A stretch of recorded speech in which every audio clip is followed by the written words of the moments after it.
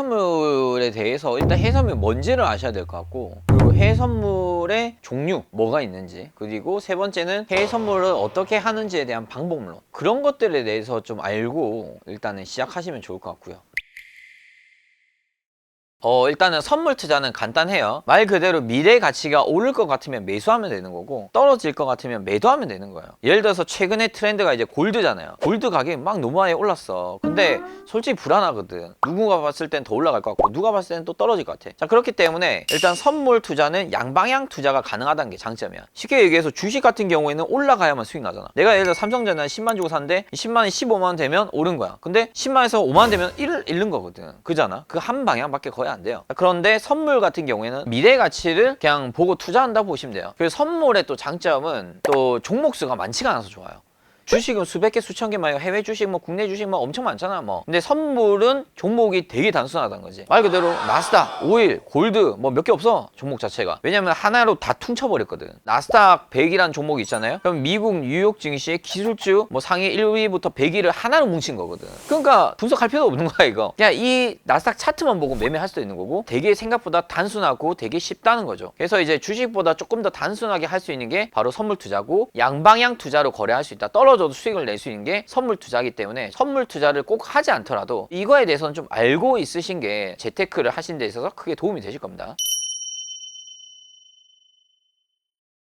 그리고 이제 여러분들께서 이 선물 거래를 하실 때 기본적으로 이슈 몇 가지만 알고 계시면 돼요. 예를 들어서 유가에 대해서 알려드릴게요. 유가는 크게는 오펙이라고 있어요. 원유 산유국들의 이 모임인데, 그냥 사우디에서 야, 이번에 원유 생산량을 늘릴까 줄일까. 만약에 원유 생산량을 늘린다는 것은 공급량이 늘어나니까 원유 가격이 떨어지겠죠. 자, 그러나 원유 생산량을 줄이자라는 뉴스가 나오잖아요. 그러면 생산량이 줄어든다는 것은 소비는 계속 이제 있는데 생산량은 줄어버리니까 원유의 가치는 올라갈 수 있겠죠. 그렇기 때문에 원유 재고량이 높다 또는 낮다에 따라서 오르고 내리고 이런 식의 흐름이 나타날 수 있습니다. 그 다음에 두 번째로 골드인데, 금은 뭐예요? 안전자산입니다. 골드 같은 경우에는 약간 전쟁의 영향 또는 금리의 영향, 뉴욕 증시의 영향을 좀 받습니다. 예를 들어서 러시아 우크라이나 전쟁이 터졌을 때 어마무시하게 급등을 했어요. 전쟁이 나니까 화폐 가치보다는 금 가격 같은 이런 자산이 상당히 가치가 높아질 수밖에 없거든요. 화폐 가치가 떨어지니까 금을 사버린 거예요. 국제 시세가 있기 때문에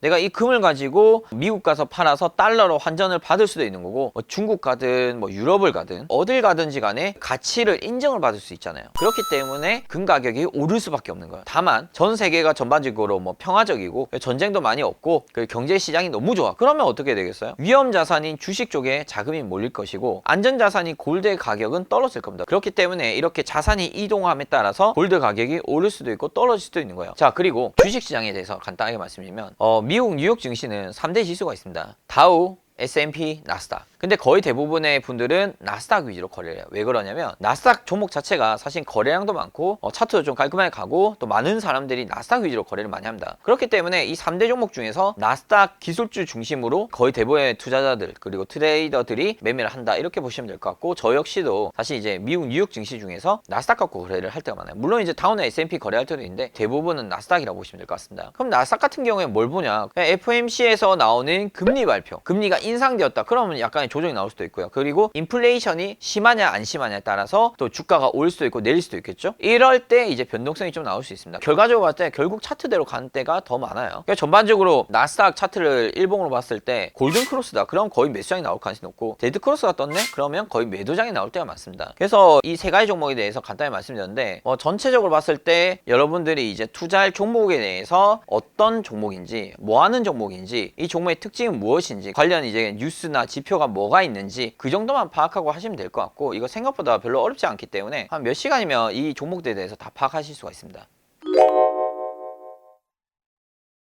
우선은 뭐 어떻게 모의 투자를 좀 해서 할 줄 아는 수준이에요?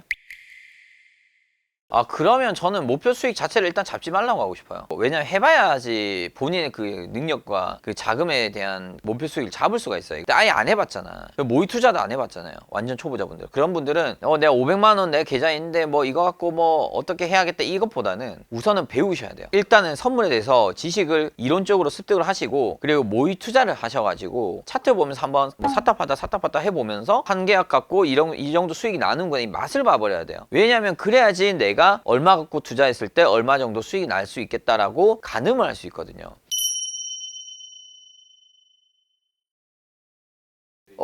기본 나스닥 증거 한 2천 정도 되잖아요. 그럼 나스닥 베이스가 2천만 갖고 할 수 있는 거를 마이크로 종목 200만 갖고 한 계약을 할 수 있는 거야. 그만큼 이제 먹는 것도 10분의 1로 줄지. 보통 내가 나스닥으로 하루에 거의 한 아무리 못해도 30에서 50은 버는 것 같거든. 그러면 한 200만 갖고 하면은 한 3만에서 5만 원은 벌지 않겠나. 그렇게 일단 보여지는데, 근데 어찌됐건 간에 이거는 상황에 따라 달라요. 왜냐면 내가 나스닥 한 계약 갖고 하루에 막 2, 300 벌 때도 많단 말이야. 그러면 그때 마이크로 갖고 한 거는 또 하루에 20만, 30만 번 거랑 똑같은 거거든. 그죠?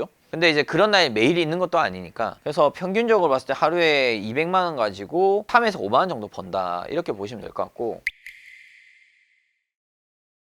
오, 괜찮은 편이죠. 그게 꾸준히 가면 완전 대박이지, 그거는. 물론 이제 좀 더 많이 먹어야 되지 않나 하는데, 물론 리스크를 더 키울 수 있어. 근데 내가 말한 건 지금 초보자 말한 거란 말이야. 초보자분들 수준에서는 이 정도만 일단 꾸준히 가져가시는 게 실력을 더 조금 더 이제 키워갈 수 있는 그런 발판이라고 보시면 될 것 같아요.